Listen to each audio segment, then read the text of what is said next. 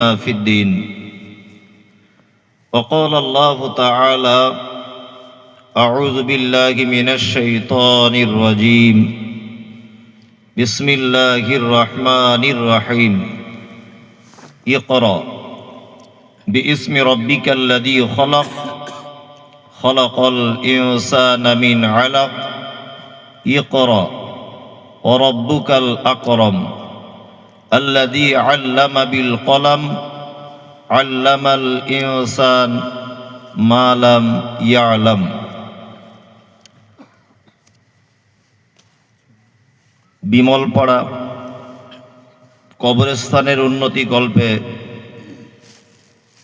আজকের জলসার সুযোগ্য নির্বাচিত যোগ্যতম সভাপতি মঞ্চে বসে আছেন।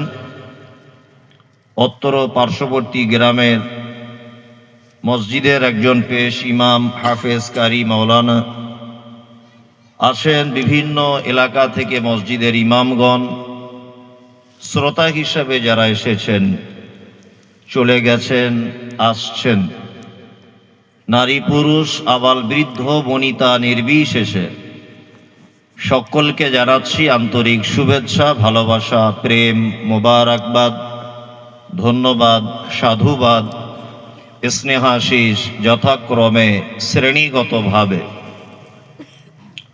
আলহামদুলিল্লাহ, আমরা সেই রবের প্রশংসায় সেজদায় অবনত অবস্থাতেই আদায় করতে চাই, কারণ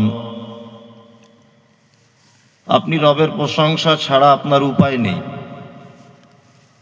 আজকের ডেটে দেখুন, হরিরামপুর হাসপাতালে অনেক মানুষ ভর্তি আছে, কারো সেলাইন চলছে, কারো অক্সিজেন চলছে, কারো ওপেন হার্ট সার্জারি হবে, কেউ প্রেগনেন্ট অবস্থায় যন্ত্রণায় ছটফট করছে, কাউকে ওটিতে নিয়ে যাওয়া হবে, ড্রেসপত্র পরানো হয়ে গেছে, কারো 2 মাস আগে পা ভেঙেছিল, রড বার করতে হবে, ডাক্তাররা ছুরি কাঁচি নিয়ে রেডি হয়ে আছে।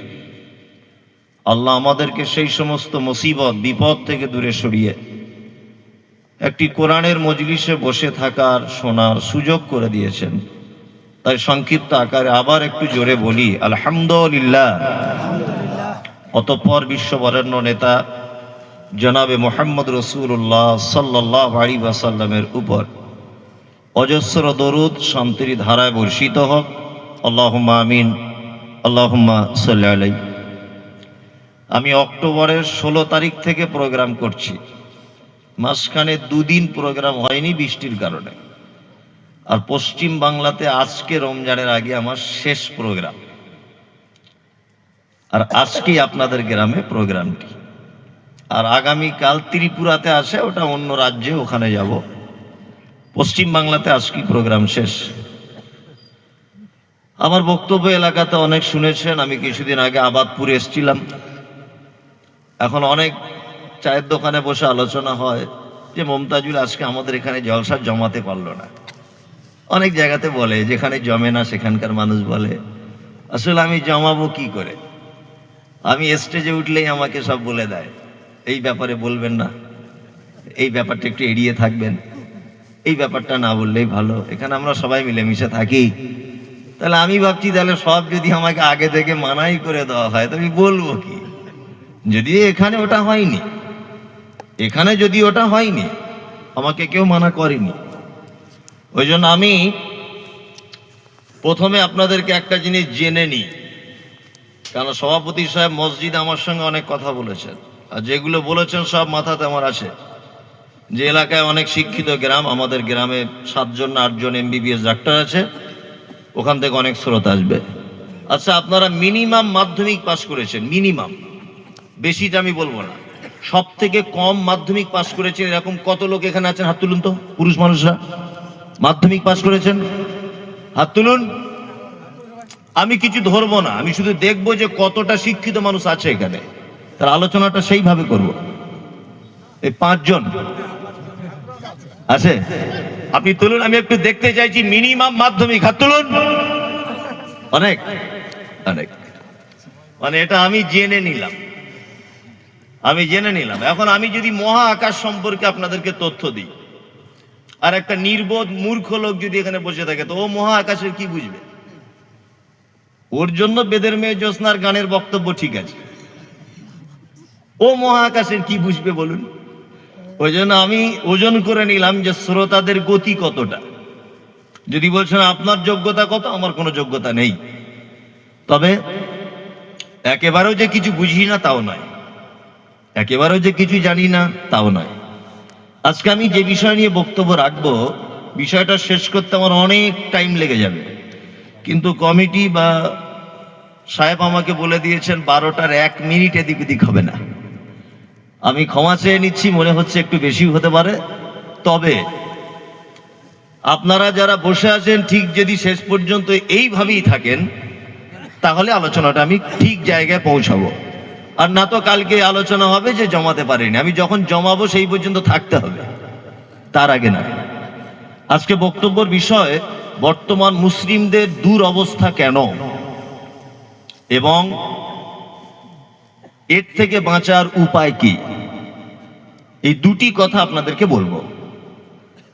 আমার আগে যিনি বক্তব্য রাখছিলেন, ওনার নামটা আমার ঠিক মনে নেই, বদিউজ্জামান। তার আগে যিনি বক্তব্য রাখছিলেন হাসানুজ্জামান, এরকম কি একটা নাম। তা উনি রমজান সম্পর্কে যথেষ্ট কোরআন এবং হাদিস বলেছেন, আমি মসজিদে বসে শুনেছি।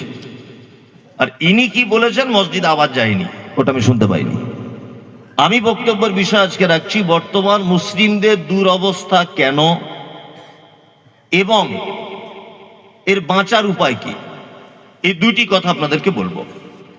আর এই দুটি কথা বলার জন্য আমাকে সারা ভারত, পাকিস্তান, বাংলাদেশ সব ঘুরতে হবে। আজকে সারা দেশের ইতিহাস আপনাদেরকে শোনাতে হবে, তাহলে ব্যাপারটা ক্লিয়ার করা যাবে যে মুসলমানদের বর্তমানে অবস্থা এরকম খারাপ কেন। প্রথমে আপনারা চটচট করে উত্তর দিয়ে দেন। মায়েরা যারা বসে আছেন ডিস্টার্ব করবেন না, আমি সুর করে বক্তব্য দিই না, একটা একটা করে বলি গল্পের মতো। আচ্ছা, ইসলাম কটি জিনিসের উপরে দাঁড়িয়ে আছে কে বলতে পারবেন বলুন? 5টি। রাইট অ্যান্সার, ঠিক। 5টি জিনিসের উপর ইসলাম দাঁড়িয়ে আছে। এক হচ্ছে শাহাদাত, এক আল্লাহর প্রতি বিশ্বাস স্থাপন, অর্থাৎ তাওহীদ, তাই তো? 1। 2 সালাত, নামাজ। 3 যাকাত। 4 সিয়াম। 5 হজ। ছোটতে কবিতা পড়েছিলাম আইনুল বাড়ি সাহেবের লেখা, হাফেজ আইনুল বাড়ির। হাদিসে কোন মহানবী ইসলামের ভিত 5টি, কলেমা তাহার প্রথম কাজ, নামাজ তাহার পরটি, 3 নম্বরে রোজার, যাকাত তাহার পরে, অবশেষে হজ এলো ভাই 5 নম্বর স্তরে। আইনুল বাড়ি সাহেবের কবিতা, এটা স্কুল সিলেবাসে চলতো তখনকার দিনে। যাই হোক, হ্যাঁ, সালাফি বর্ণ করেছে, একদম ঠিক বলেছেন। ছোটতে পড়া, ক্লাস 1 না 2 এ। তাহলে আমরা প্রথমে জেনে গেলাম যে ইসলামের ভিত 5টি। প্রথমে হচ্ছে কলেমা, তাই তো? আচ্ছা, এবার আপনাদেরকে জিজ্ঞেস করছি, এই কলেমা লা ইলাহা ইল্লাল্লাহ, আচ্ছা এটা কোরআন মাজিদে কত জায়গায় এসেছে কে বলতে পারবেন? 4 বার। হ্যাঁ, সঠিক হয়তো বলতে পারবেন না।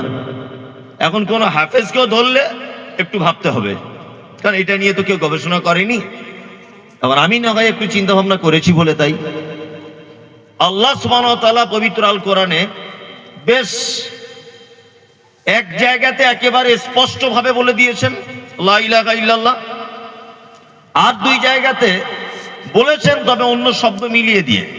যেমন সূরা মুহাম্মাদের ভিতর আল্লাহ সুবহানাহু ওয়া তাআলা বলছেন ফা'লাম আন্নাহু লা ইলাহা ইল্লাল্লাহ। তাহলে এক জায়গায় একদম ক্লিয়ার হয়ে গেল লা ইলাহা ইল্লাল্লাহ। 2, তারপরে আমরা বলেছি কি সালাত, নামাজ। আচ্ছা, সালাত শব্দটা পবিত্র আল কোরআনে কত জায়গায় এসেছে? 82 জায়গায়। কত জ্ঞানের আলোচনা হবে, আপনি শেষ পর্যন্ত শুনুন, অনেক জ্ঞান পাবেন। 82 জায়গায়। নাম্বার 3, তারপরে এলো যাকাত। জাকাত শব্দটা পবিত্র আল কোরআনের সর্বমোট 31 জায়গাতে এসেছে, 31, 31 জায়গায়।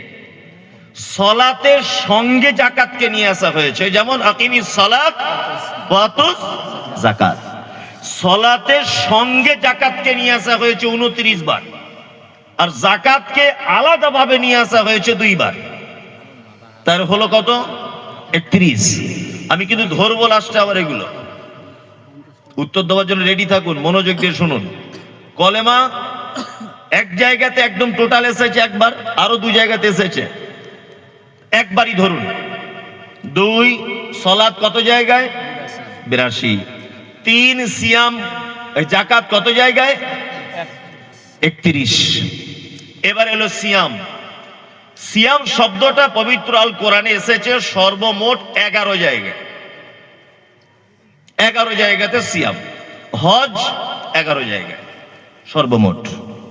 আচ্ছা, ইসলাম দাঁড়িয়ে আছে 5টি বিষয়ের উপরে, তাই তো?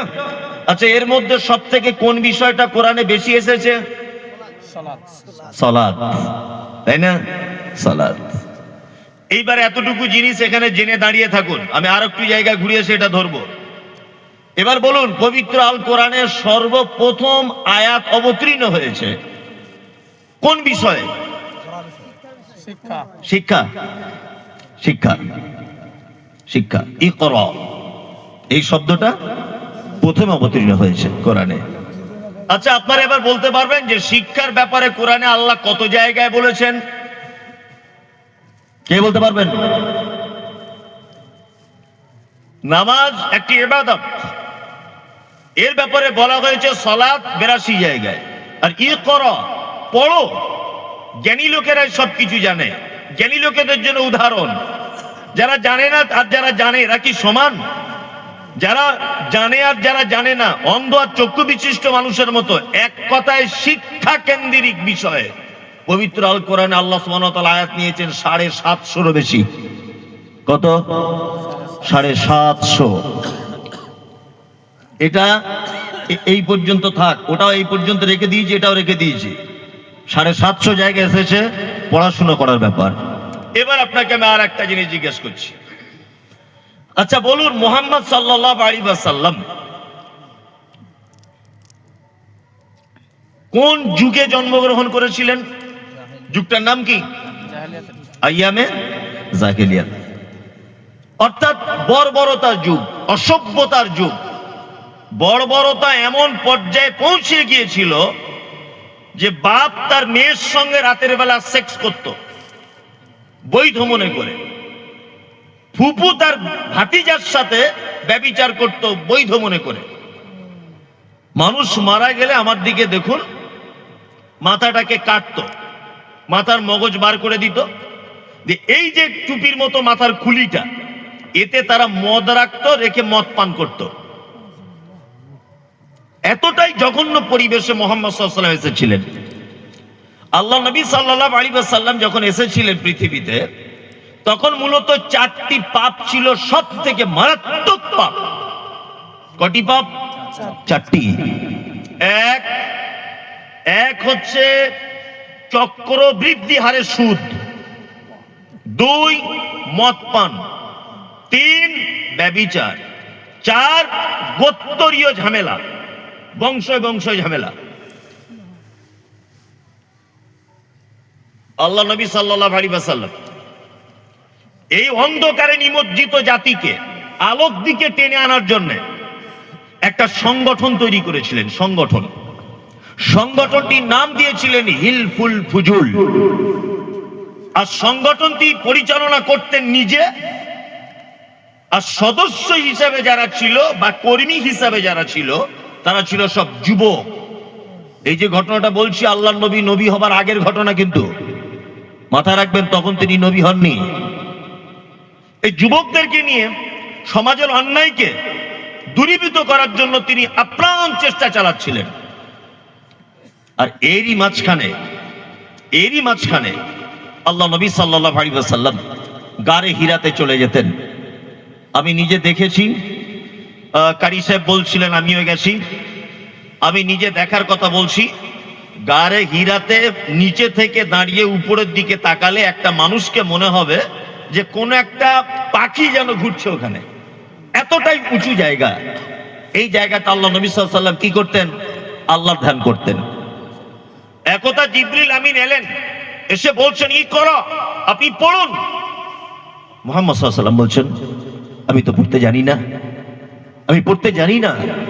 তখন জিবরিল আমিন আল্লাহ নবী সাল্লাল্লাহু আলাইহি ওয়াসাল্লামের সিনার সঙ্গে নিজের সিনাকে ধরে চাপ দিয়ে বললেন পড়ুন। আল্লাহ নবী বলছেন আমি পড়তে জানি না, আবার বললেন পড়ুন। তখন আল্লাহ নবী সাল্লাল্লাহু আলাইহি ওয়াসাল্লাম বলছেন ইকরা বিইসমি রাব্বিকাল্লাযী খালাক খালাকাল ইনসানা মিন আলাক ইকরা ওয়া রাব্বুকাল আকরাম। 5টি আয়াত অবতীর্ণ হয়ে গেল। আচ্ছা, এবার আপনাদেরকে সেই আগে থেকে ধরবো, ফের তার মধ্যে একটা ধরছি। মক্কায় সব থেকে কটা পাপ ছিল ভয়ঙ্কর? 4টা, তাই তো? 1 মদ পান, 2 সুদ, 3 গোত্রীয় ঝামেলা, 4 ব্যভিচার। আল্লাহ সুবহানাহু ওয়া তাআলা মুহাম্মদ সাল্লাল্লাহু আলাইহি ওয়াসাল্লামকে গারে হীরাতে ডেকে নিয়ে কোরআনের আয়াত অবতীর্ণ করলেন ইকরা, আপনি আগে পড়ুন। আচ্ছা, আল্লাহ নবী সাল্লাল্লাহু আলাইহি ওয়াসাল্লাম পড়াশোনা জানতেন আগে থেকে? না। আল্লাহ প্রথমে আয়াত অবতীর্ণ করতে পারতেন মদ হারাম, প্রথমে আয়াত অবতীর্ণ করতে পারতেন ব্যভিচার হারাম, প্রথমে আয়াত অবতীর্ণ করতে পারতেন গোত্রীয় ঝামেলা হারাম, প্রথমে আয়াত অবতীর্ণ করতে পারতেন ব্যভিচার হারাম। আল্লাহ কোন আয়াত অবতীর্ণ না করে মুহাম্মদ সাল্লাল্লাহু আলাইহি ওয়াসাল্লামকে গারে হীরাতে ডেকে নিয়ে বলছেন আপনি পড়াশোনা করুন। তার মানে বুঝতে পারা যাচ্ছে একটা জাতির পরিবর্তন যদি আনতে চান, একটা জাতির যদি পরিবর্তন যদি কেউ আনতে চায়, একটা জাতিকে যদি অধঃপতনের তলদেশ থেকে টেনে আলোর দিকে যদি আনা যায়, একটা মাত্র পদ্ধতিতে আনা সম্ভব, তার নাম শিক্ষা। শিক্ষা ছাড়া কোন জাতির পরিবর্তন আসতে পারে না, অসম্ভব। আমি বক্তব্যের বিষয় দিয়েছি বর্তমান মুসলিমদের দুরবস্থা কেন। এই বক্তব্য আমাদের দোষগুলো প্রথমে আমরা বলবো, কোন কোন জায়গা আমাদের দোষ আর কোন কারণে আমাদের আজকে বর্তমানে এই অবস্থা। আর মানে এই ঘটনা থেকে আপনাকে বোঝালাম একটা জাতিকে বাঁচানোর জন্য, একটা বড় বড় অশিক্ষিত জাতিকে বাঁচানোর জন্য, আলোক দিকে আনার জন্য কি দরকার? শিক্ষা। শিক্ষা। পবিত্র আল কোরআনে সব থেকে বেশি ব্যবহার করা হয়েছে কথা কোন বিষয়ে? শিক্ষা। সালাত নয়, শিক্ষা, তাই তো? জি। তারপরে এসেছে কে? সালাত, 82 জায়গায়। ওই জন্য আমরা যখন এইসব বক্তব্যগুলো রাখি, এইসব আয়াতগুলোর ব্যাখ্যা বিশ্লেষণ করি, তখন এক শ্রেণী মানুষ বলে আপনি অমুক মসজিদের বিরোধিতা করছেন, তোমার মাথাতে গোবর ভরা আছে, পচা গোবর, ওই জন্য তোমার চিন্তা ভাবনা এরকম। এই যে তুমি ফেসবুকে বললে যে মমতাজুল ইসলাম বাবরি মসজিদের বিরোধিতা করেছে, তোমার মাথাতে পেচ্ছাপ করেছে ইবলিস শয়তান, এই জন্য তুমি কথা বলছো। নামাজ পড়ার কথা আল্লাহ কোরআনে 82 জায়গায় বললেন, আর শিক্ষা অর্জন করতে হবে বললেন 750 জায়গায়। কোনটার প্রয়োজন বেশি আপনারা বলুন? কোনটার প্রয়োজন বেশি? ওই জন্যই তো আমরা বলেছি কথা যে একটা গ্রামে 2 কোটি টাকার মসজিদ করে লাভ কি? সেই গ্রামে যদি ভালো উন্নত মানের মক্তব যদি না থাকে, একটা গ্রামে বিশাল এসি লাগিয়ে মসজিদ করে লাভ কি? যদি সেই গ্রামে ভালো উন্নত মানের কোরআন শিক্ষার ব্যবস্থা না থাকে, একটা গ্রামে 10 কোটি টাকা দিয়ে মসজিদ বানিয়ে লাভ কি? যদি সেই মসজিদে কোরআন শিক্ষার ব্যবস্থা না থাকে। কারণ ইসলাম বলেছে প্রথমে তোমাকে শিক্ষা অর্জন করতে হবে। আমি মমতাজুল ইসলাম বলছি, যে লেখাপড়া জানে না তার একটা ইবাদত আল্লাহর দরবারে গ্রহণ করা হয় না, 1 রেকাত নামাজ কবুল হবে না যে অশিক্ষিত লোক। যদি বলছি তো কঠিন ব্যাপার। আমি মমতাজুল ইসলাম সোশ্যাল মিডিয়াতে কথা বলছি, যে লেখাপড়া জানে না 1 ওয়াক্তের নামাজ তার কবুল নেই। যদি বলছেন তাহলে কি আমরা ছেড়ে দেবো? সেটা আপনার ব্যাপার, সেটা আপনার ব্যাপার। আমি হাদিস দিয়ে প্রমাণ করব, তার আগে নয়। মুহাম্মদ সাল্লাল্লাহু আলাইহি ওয়াসাল্লাম তিনি দেখতে পেলেন একটা লোক মসজিদে নববীতে 2 রাকাত সালাত আদায় করেছে। আল্লাহ নবী দেখলেন সালাত আদায় করেছে, আল্লাহ নবী নিজে দেখলেন। আল্লাহ নবী লোকটাকে জিজ্ঞাসা করছেন, এই তুমি সালাত আদায় করেছো? লোকটা বলছেন আল্লাহ রাসূল করেছি। আল্লাহ নবী সাল্লাল্লাহু আলাইহি ওয়াসাল্লাম বললেন, না, তুমি সালাত আদায় করোনি, তুমি সালাত আদায় করোইনি। লোকটা আবার গেল, আবার গিয়ে 2 রাকাত নামাজ পড়লো, আল্লাহর নবী নিজে চোখে দেখলেন, নিজে চোখে দেখলেন। লোকটাকে আবার জিজ্ঞেস করছেন, তুমি নামাজ পড়েছো? লোকটা বলছে, আল্লাহ রাসূল পড়েছি। আল্লাহ নবী বলছেন, তুমি নামাজ পড়োইনি, পড়োইনি, একেবারে নাকচ করে দিলেন, তুমি নামাজ পড়োনি। আচ্ছা বলুন তো, লোকটা নামাজ পড়েছে কি পড়েনি? আপনারা বলুন। পড়েছে তো। আল্লাহ নবী কেন বলছেন যে তুমি নামাজ পড়োইনি? যদি আল্লাহ নবী বলতেন তুমি নামাজ পড়েছো, মোটামুটি হয়েছে, তাহলে নেকি হওয়ার সম্ভাবনা ছিল। কিন্তু আল্লাহ নবী লোকটাকে একদম নাকচ করে দিলেন, তুমি নামাজ পড়োইনি। কেন? সাল্লু কামা রাআইতুমুনি ইউসাল্লি, তোমার নামাজ পড়া আমার নামাজ পড়ার মতো হয়নি তাই। তোমার নামাজ পড়া আমার নামাজ পড়ার মতো হয়নি তাই। তার মানে মসজিদে নামাজ পড়তে যাবার আগে নামাজ পড়ার যে টোটাল সিস্টেম, তার জ্ঞান অর্জন করতে হবে আগে, তারপরে বোধহয় কবুল হবে, তার আগে নয়। আগে শিক্ষা অর্জন করতে হবে নামাজ কি করে পড়তে হয়। আর ও জানে না কিছু 5 কোটি টাকার মসজিদ করে বসে আছে। তোমার মসজিদে যারা নামাজ পড়ছে, নামাজ যে কি করে পড়তে হয় এইটা শেখার ব্যবস্থা আগে করতে হবে, এইটা শেখার ব্যবস্থা আগে করতে হবে। বোঝাতে পেরেছি কি বলছেন? শিক্ষার প্রয়োজন আছে না নেই? তাহলে আছে। এইবার আমরা বলছি মুসলমানরা মার খাচ্ছি কেন সারা ভারতবর্ষে? আচ্ছা, আপনারা একটা দেশের নাম শুনেছেন? দেশটার নাম ইসরায়েল। শুনেছেন? পৃথিবীতে এই তথ্যগুলো মাথায় রাখবেন, মরণের আগের দিন পর্যন্ত ভুলবেন না। বিনীত অনুরোধ করে বলছি এটা আপনার কাছে আমি। আর আজকে আপনি এক ফোঁটা লড়াচড়া করবেন না, তথ্যগুলো দেখুন কেমন লাগে। পৃথিবীতে একটি মাত্র দেশ আছে যে দেশে ইহুদিরা বসবাস করে, দেশটার নাম ইসরায়েল। দেশটার জনসংখ্যা কতটা? 84 লক্ষ, 1 কোটিও নয়, মাত্র 84 লক্ষ। এখন আপনাকে যদি জিজ্ঞাসা করা হয় যে ভারতবর্ষে মুসলমানদের অবস্থা খারাপ কেন, আপনি একটাই কথা বলবেন, আমরা সংখ্যায় কম, এই জন্য। আমরা সংখ্যায় কম বলে আমাদের বাবরি মসজিদ কেড়ে নিয়েছে, আমাদের ঈদগাহগুলো দখল করছে, কবরস্থান দখল করছে, আমরা সংখ্যায় কম, লড়াই করে পারছি না। এটাই তো আপনার উত্তর হবে। উত্তর এটাই তো হবে, এটাই আপনার উত্তর। আর আমি উত্তরটা আপনাকে দিচ্ছি, আমাদের কোন জায়গায় অসুবিধা। ইসরায়েল পৃথিবীতে একটি মাত্র দেশ, টোটাল দেশে ইহুদিরা বসবাস করে। নাম্বার 2, ইসরায়েল সারা পৃথিবীতে একটি দেশ যে দেশে 1 থেকে শুরু করে বিএ পাস করেছে এইরকম ছাত্রের সংখ্যা 98.5%। কত?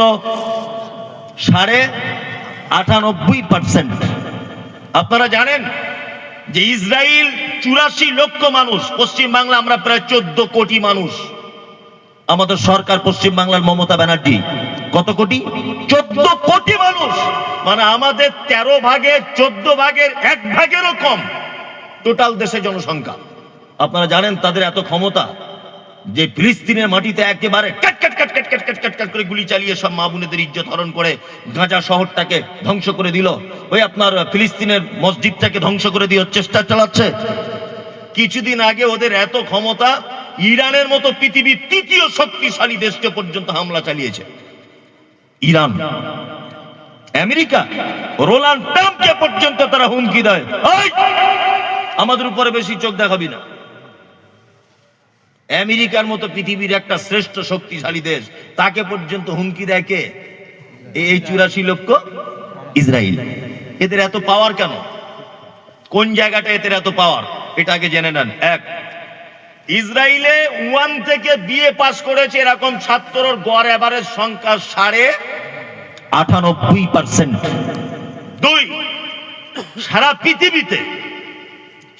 পৃথিবীতে সব থেকে আবিষ্কারে আগিয়ে থাকে, তার নাম ইসরায়েল। আচ্ছা বলুন তো দেখি, আমাদের বিয়ে বাড়িতে এখন কি প্লেটে খেতে দেয়? পাতার প্লেট, পাতার প্লেট, তাই তো? আচ্ছা, আজ থেকে 20 বছর আগে কোন প্লেটে দিত? শাল পাতা। তার আগে কলাই পাতা দিত, কলার পাতা। আগেকার দিনে দেখেছি ছোটবেলাতে দিত না? আর আমরা আমাদের এখানে বিয়ে বাড়িতে এই প্লেট আবিষ্কার হয়েছে কত বছর হবে? খুব জোর হলে 5-7 বছর। তার আগে শাল পাতা ছিল, তাই না? ইসরায়েল এই প্লেটটাকে 20 বছর আগে ফেলে দিয়েছে ছুঁড়ে, ব্যবহার করে। তারপরে ভারত আবিষ্কার করেছে। কি বলছি বুঝতে পারছেন? জি, আমরা মোবাইল ব্যবহার করতে শিখেছি অ্যান্ড্রয়েড সেট কত বছর আগে? 10 বছর হলো খুব জোর হলে, বা 15 বছর হলো, তাই না? ইসরায়েল তখন এসব ফোন ফেলে দিয়েছে, যে উন্নত মানের প্রযুক্তি আবিষ্কার করেছে। মানে ওরা যখন সব ফেলে দেয় তখন ভারত আবিষ্কার করে, মানে ওদের ব্যবহার করা শেষ হয়ে যায় তখন এরা আবিষ্কার করে। কি বললাম বুঝলেন? 2, 3, ভারতবর্ষের জনসংখ্যা কত? 130 কোটি, 35 কোটির কাছাকাছি, তাই তো? আশ্চর্য কথা শুনুন, ভারতবর্ষে একজন মাত্র পরমাণু বিজ্ঞানী ছিলেন, তার নাম হচ্ছে এপিজে আব্দুল কালাম আজাদ। পরমাণু বিজ্ঞানী একজন, তিনি ভারতের প্রাক্তন রাষ্ট্রপতি ছিলেন। কিছুদিন আগে তিনি মারা গেছেন।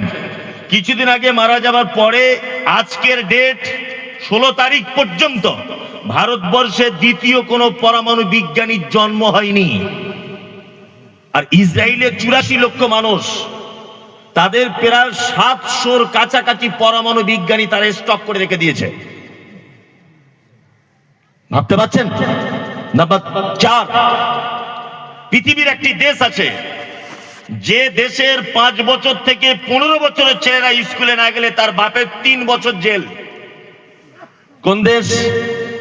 ইসরায়েল। 3 বছর তার বাপকে জেল খাটতে হবে, উপায় নেই।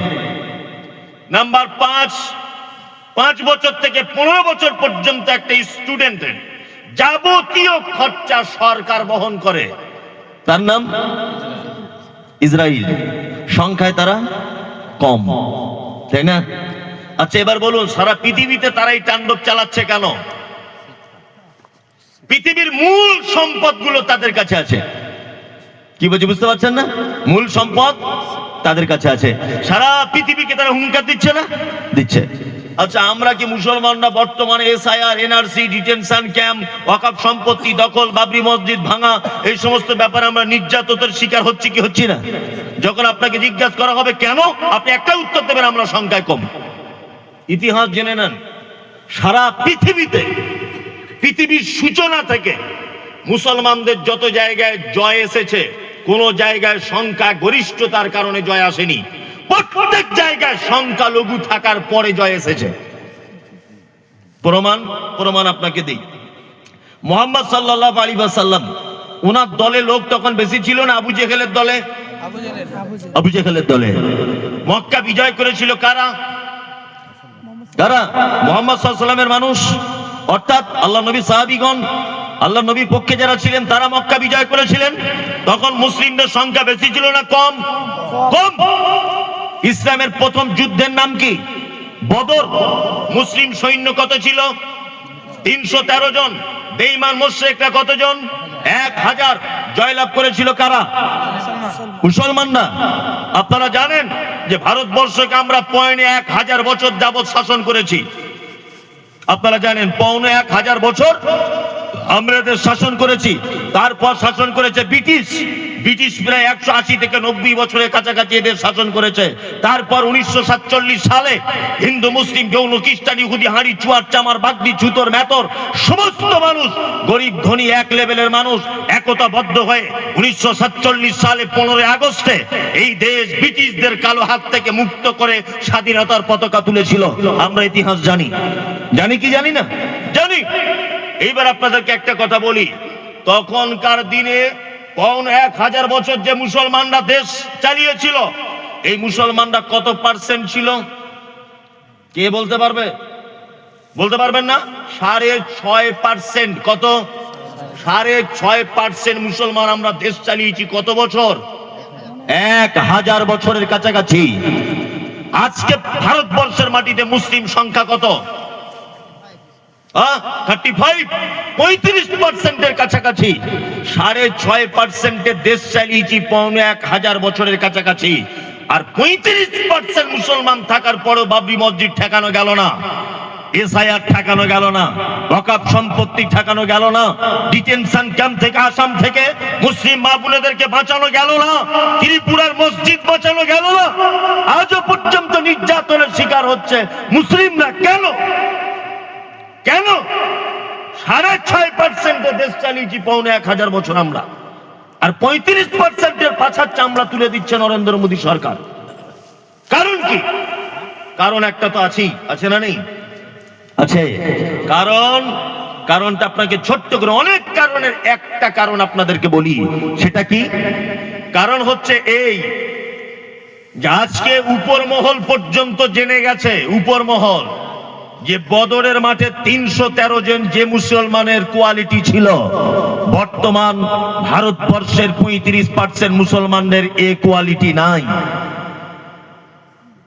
1000 বছর 6.5% মানুষ যেমন করে দেশ চালিয়েছে, তাদের ইমানের যে পাওয়ার ছিল সেই পাওয়ার এই 35% মানুষের নাই। বর্তমান মুসলমানদের অবস্থা কার কি?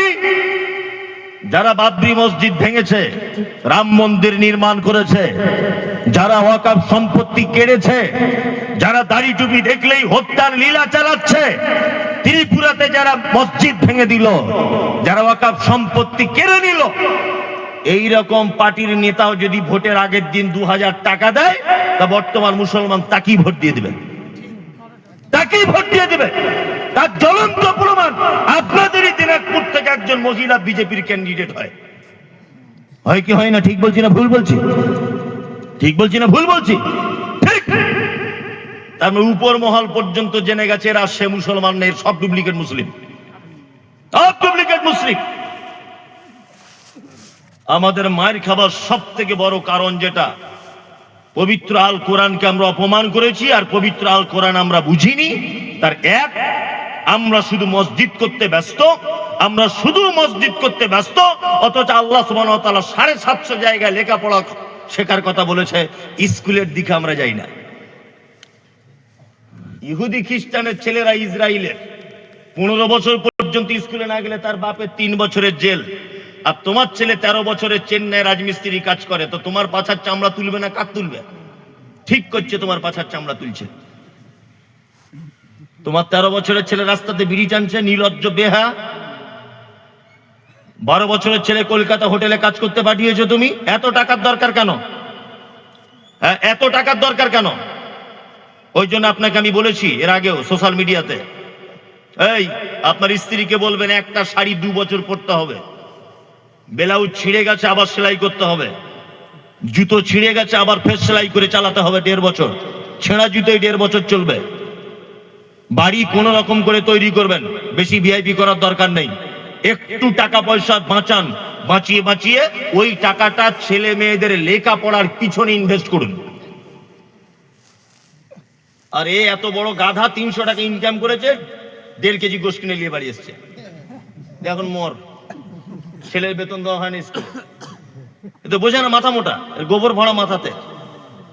যে জাতির প্রথম কোরআনে আয়াত অবতীর্ণ হয়েছে ইকরা, সেই জাতির অবস্থা কি?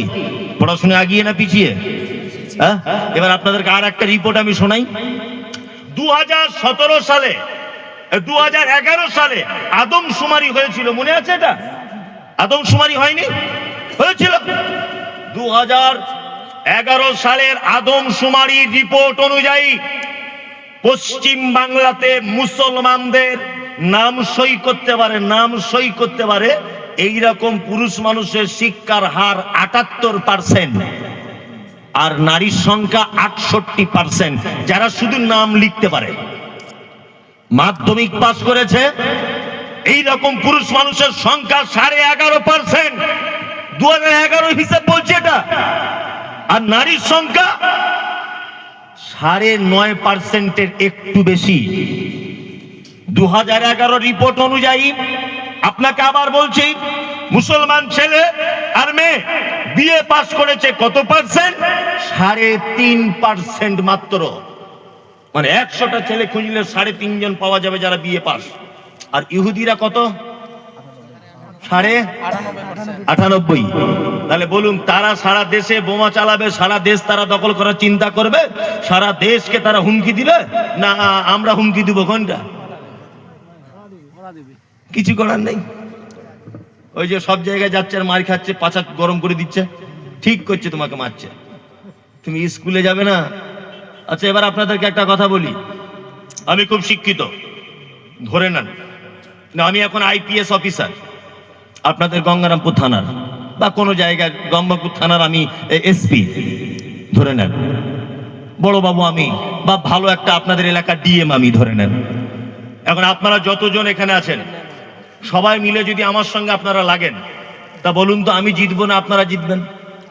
বলুন আপনি জিতবেন কে জিতবে? পাবলিক? না, আপনি জিতবেন। তোমরা আমার 3 কিলোমিটারের সাইডে আসতে পারবে না, তোমাদের পাছা গরম করে দিবে। কি বললাম বুঝলেন না? তার মানে একটা শিক্ষিত মানুষ 1 লক্ষ মানুষকে জব্দ করে দিতে পারে, পারে কি পারে না? হ্যাঁ, এখন আপনাদের থানার বড়বাবু যদি এখানে দাঁড়িয়ে থাকে, আচ্ছা বলুন দেখি, ও যদি এখন শুধু একবার হ্যালো করে দেয় যে এই গ্রামে ঝামেলা হচ্ছে, কেউ টিকতে পারবে না এখানে? তার মানে একটা শিক্ষিত মানুষ সমান 1 লক্ষ মানুষের প্রয়োজন, তবে তাকে দমন করা যেতে পারে। তার আগে পারবে না। আজকে আমাদের শিক্ষার অভাব আছে না নেই? আছে, হ্যাঁ আছে। এখন শিক্ষা তো শিক্ষিত হব মৌলভী সাহেব, তাহলে এবার কোন শিক্ষায় শিক্ষিত হব? আপনার আগের বক্তা তো বলেছে শুধু কোরআন পড়ো, হ্যাঁ, তাহলে আমরা কি করে কি হব? শুনুন, আমাদের আলেম ওলামাদেরও কিছু বোঝার ভুল আছে। যদি বলছেন আপনি কি একাই বোঝেন, আমি একা বুঝি না। আমি শিক্ষার ব্যাপারটা একটু ভাগ করে দিই আপনাদের, তাহলে দেখবেন বুঝতে সুবিধা হবে। এক হচ্ছে শিক্ষা 2 প্রকারের, এক দুনিয়াবী শিক্ষা আর এক দ্বীনি শিক্ষা, অর্থাৎ সৃষ্টিকর্তার প্রদত্ত যে শিক্ষা আল কোরআন এবং হাদিস, ওই শিক্ষা, তাই তো? জি। এবার আমরা কোন শিক্ষায় বর্তমানে বেশি মেতে আছি? বলুন, দুনিয়াবী শিক্ষায় না? হ্যাঁ, দুনিয়াবী শিক্ষা বেশি মেতে আছি। আমি মমতাজুল ইসলাম কথা বলছি, যারা শুধুমাত্র দুনিয়াবী শিক্ষা নিয়ে বসে আছেন, আপনাদের জান্নাত যাওয়া বড় কঠিন।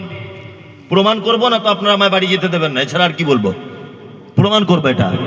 আবার যারা শুধুমাত্র হাদিস এবং কোরআন নিয়ে বসে আছেন, তারা দুনিয়ার সম্পর্কে অনেক কাজের অজ্ঞতা তাদের মধ্যে আছে। আছে না নেই? আছে। এবার আপনাদেরকে দুটো একটা যুক্তি আমি পেশ করছি, দেখে নেন। আমার এখন কিডনিতে পাথর, কিডনিতে না, পাথরটা আমার না, আমার বইয়ের ধরে নেন। ও শুনলে আবার রাগ করবে যে আমারই এরম বদদুয়া করছে। আমার বইয়ের ধরে নেন কিডনিতে পাথর। আমি তো বড় আলেম, আমি বড় বক্তা। আচ্ছা বলুন তো, কোরআন পড়ে আর হাদিস পড়ে পাথর বার করতে পারবো? পারবো? তার মানে পাথর না বার করলেও মরে যাবে এক পর্যায়ে। মরবে কি মরবে না? মরবে। তাহলে পাথর বার করার জন্য কোন জ্ঞানের দরকার? হ্যাঁ, দুনিয়াবী জ্ঞানের দরকার। দরকার আছে না নেই? তার মানে দুটো জ্ঞানের দরকার আছে না নেই? আছে। দুটো জ্ঞানই অর্জন করতে হবে। তালাবুল ইলমি ফরিদাতুন আলা কুল্লি মুসলিমিন। মুহাম্মদ সাল্লাল্লাহু আলাইহি ওয়াসাল্লাম বলেছেন, প্রত্যেক মুসলিম নর নারীর জন্য দ্বীনের শিক্ষা অর্জন করা কি ফরজ। ফরজ। এটা কি কতদূর পর্যন্ত ফরজ? আমাদের মাথায় গোবর ঢুকিয়ে দিয়েছে যে এই যে 12 বছর পড়তে হবে, মাথায় পাগড়ি দিতে হবে, জলসাতে এরকম করে বেঁধে, হাতে একটা বড় লাঠি নিয়ে ফরজ আদায় হবে। এটা আমাদের বলে দিয়েছে তো? না, একদম নয়। ফরজ হচ্ছে ইসলামের বেসিক জ্ঞান। ওযু কি করে করতে হয়, সালাত কি করে আদায় করতে হয়, কত পার্সেন্ট মাল হলে যাকাত, শিরিক কাকে বলে, বেদাত কাকে বলে, হারাম কি, হালাল কি, জান্নাতে যাওয়ার উপায় কি, জাহান্নাম থেকে বাঁচার রাস্তা কি, ইসলামের এই বেসিক জ্ঞানগুলো যদি কেউ অর্জন করে নেয়, ফরজ আদায় করে নিল সে। তারপরে আপনার ছেলে মাইকেল মধুসূদন দত্ত হোক, আপনার ছেলে কাজী নজরুল ইসলাম হোক, আপনার ছেলে আপনার রবি ঠাকুর হোক, কোনো আমাদের সমস্যা নেই। কিন্তু আপনার ভিতরে দুটো জ্ঞানই থাকতে হবে। হবে কি হবে না? আর দুটো জ্ঞানই যদি না থাকে, আপনার বেটা, আমি মমতাজুল ইসলাম বলছি, বেঈমান হয়ে কবরে যাবে। প্রমাণ করি তাহলে। কোরআন বলছে ওর নাম হচ্ছে ঈসা। কোরআন বলছে ওর নাম ঈসা। স্কুলে পড়ানো হয় ওর নাম কি? যিশু। কোরআন বলছে ওর মায়ের নাম মারিয়াম। স্কুলে পড়ানো হয় কি? মেরি। কোরআন বলছে জন্ম হয়েছে বাইতুল্লাহম। স্কুলে কি পড়ানো হয়? বেতেলহেম বলে একটা জায়গা, তার জন্ম। ভালো করে বোঝার চেষ্টা করবেন।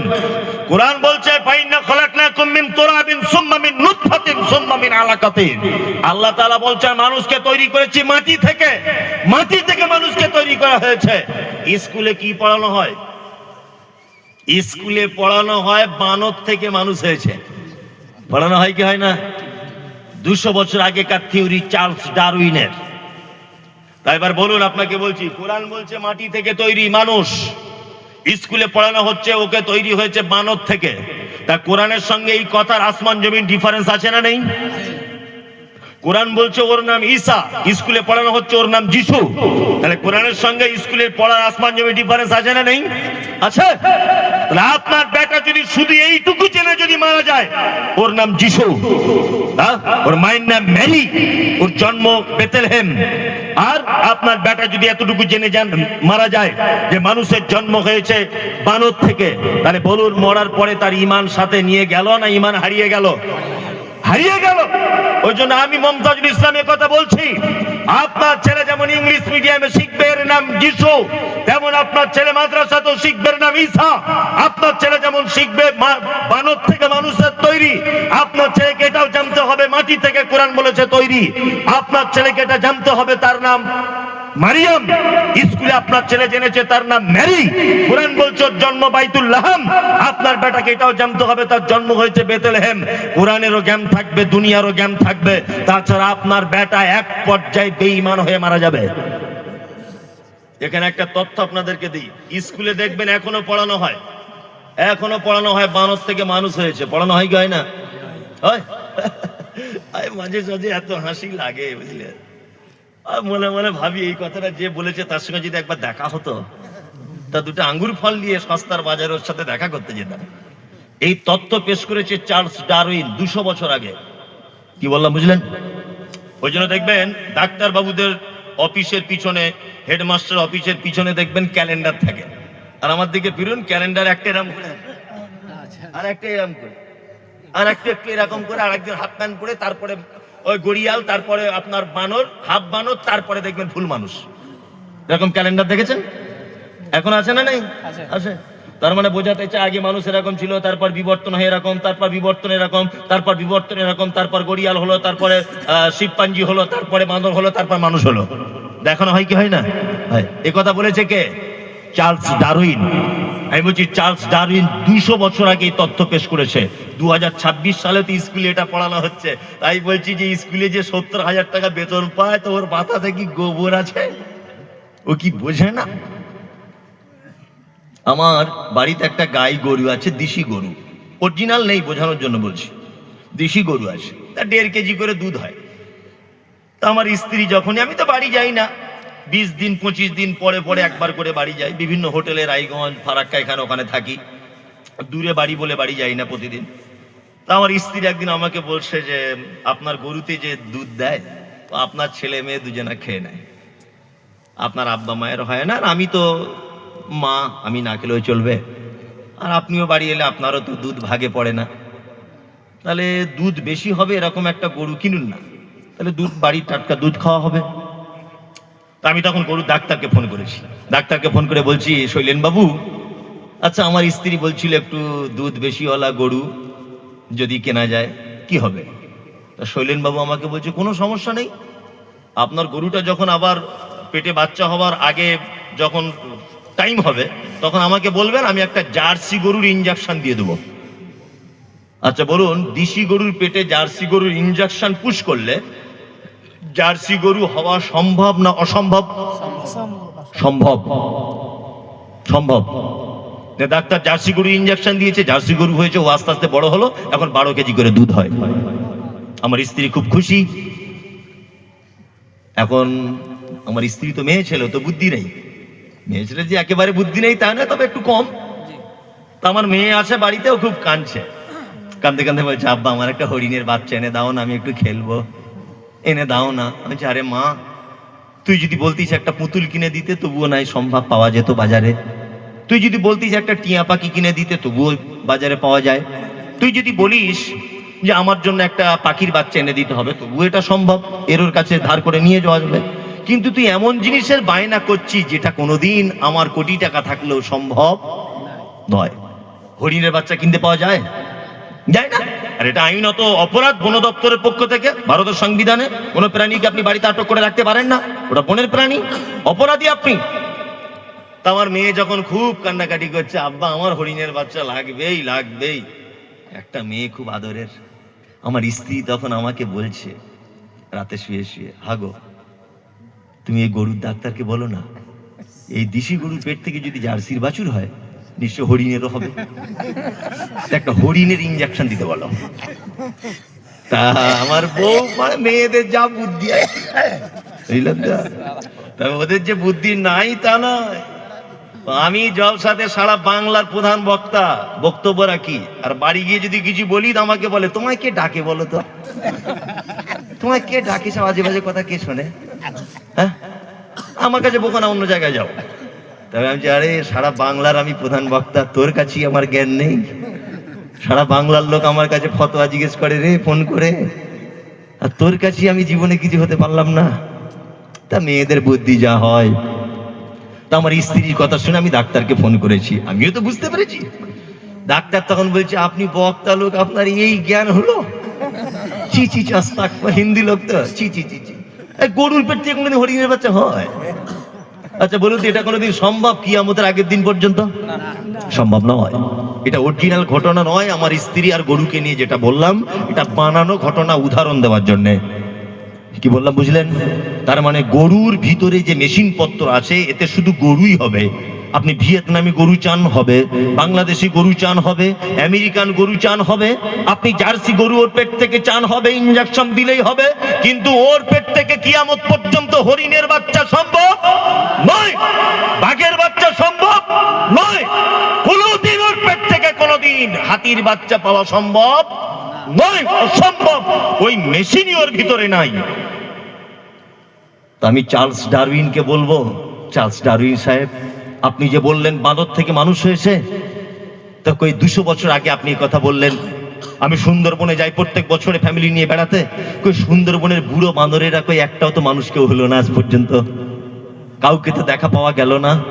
বাঁদর একটা আলাদা প্রাণী, ওর থেকে মানুষ হয় কি করে?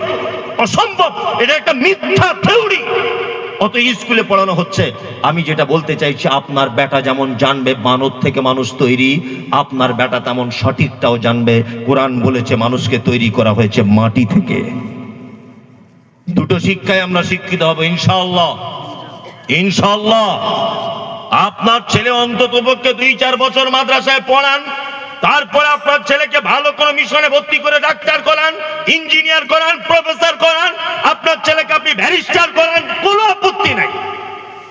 আমাদের মেয়েদের ব্যাপারে আমাদের মেরুদণ্ডের হাড় ভেঙে দিয়েছে কিছু হুজুর। মেয়েটা দেখতে শুনতে ভালো, মাধ্যমিক পাস করেছে, এবার শুধু পাড়ার লোক বলছে আর স্কুলে পাঠাস না, ওকে বিয়ে দিয়ে দিয়ে পর্দার খেলাপ হবে। কি ওর বাপ বুঝে না, হুঁস মোটা করে ব্রেন ভালো মেয়েটার বিয়ে দিয়ে দিল, বলছে পর্দার খেলাপ হবে স্কুলে গিয়ে। আর ওই মেয়েটা বিয়ে দেওয়ার পরে প্রেগনেন্ট, পেটে বাচ্চা চলে এসছে। তখন সিজার করছে কে?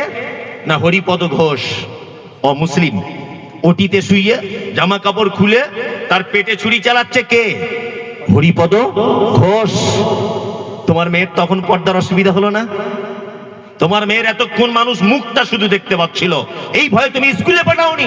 আর তোমার ওই মেয়েটার বস্ত্র খুলে দিয়ে 4 জন পুরুষ মানুষ অটিতে তোমার মেয়ে সিজার করছে, তখন তোমার মেয়ের ইজ্জত হরণ হলো না? আপনাকে আমি এটা বলতে চাইছি, যদি আপনার মেয়ের মতো 10টা মেয়ে, সাবিনা, খালেদা, ফৌজিয়া, আয়েশা, সিদ্দিকা, ফরিদা, এরকম 10টা মেয়ে যদি আপনাদের এলাকা থেকে যদি ডাক্তার হতো, আর ওই ডাক্তার আপনার মেয়ে যদি আর 5টা মহিলা মেয়েকে যদি সিজার করত, পর্দার অসুবিধা হতো? হতো না? আমাদের মেয়েদের উচ্চ শিক্ষায় শিক্ষিত হতে হবে। এই মাথা থেকে গোবরগুলো সরান, যে মাধ্যমিক পাস করেছে মেয়েটাকে বিয়ে দেওয়া দেবো। কেন বিয়ে দেবেন? কেন? ওকে ডাক্তার করুন, উচ্চ শিক্ষায় শিক্ষিত করুন আপনি। আমাদের তো এইটাই বক্তব্য ছিল, এইটাই আমাদের বক্তব্য ছিল, এইটাই কথা ছিল আমাদের, যে বাবরি মসজিদ কেন, ওখানে এমন একটা বড় হসপিটাল তৈরি করা হোক যেখানে মেয়েরা ডাক্তারি শিখবে। আমাদের মুসলিম দিনাজপুর, মালদা, মুর্শিদাবাদের যে সমস্ত জায়গাতে মুসলিম ডাক্তার খুঁজে পাওয়া যায় না, মেয়েরা প্রেগনেন্ট অবস্থায় পর পুরুষের কাছে যেতে হয় নার্সিং হোমে বাচ্চা জন্ম দিতে গিয়ে, তারা যাবে ওইখানে মুসলিম ডাক্তারদের, মহিলা ডাক্তারদের কাছে, তারা অপারেশন হবে, তারা বাচ্চা জন্ম দিবে, তবেই তো মুসলিম মেয়েদের আবরু পর্যায়ে থাকবে। এই কথাটা কি বলা আমাদের মারাত্মক অন্যায় ছিল? তোমার মাথায় গোবর ঢুকেছে, তুমি এখন সোশ্যাল মিডিয়া বলছো মমতাজুল বিরোধিতা করেছে। তোমার বিরোধিতা করতে যাবে কেন? তুমি কে? তুমি কে যে তুমি কি এমন ইম্পর্টেন্ট মানুষ তোমার বিরোধিতা করব? তুমি কে? বোঝার চেষ্টা করো। বর্তমান মুসলমানদের দুরবস্থা তার একটা কারণ, শিক্ষার দিকে আমরা পিছিয়ে। ওই জন্য বিনীত অনুরোধ করে বলছি, আপনার ছেলেকে কালকে থেকে কাজ করা বন্ধ করিয়ে দামি কোন স্কুলে ভর্তি করুন। মৌলভী সাহেব খরচা জোগাড় করতে পারবো না। খরচা জোগাড় করতে পারবেন না মানে 3 বিঘা জমিতে চাষ করতেন আপনি, চাষও করুন। প্রয়োজনে পাথর ভাঙা কাজে যান ঝাড়খণ্ডে, আমার পক্ষে সম্ভব নয়। লজেসের ব্যবসা করুন গঙ্গারামপুর বাস স্ট্যান্ডে, প্রয়োজনে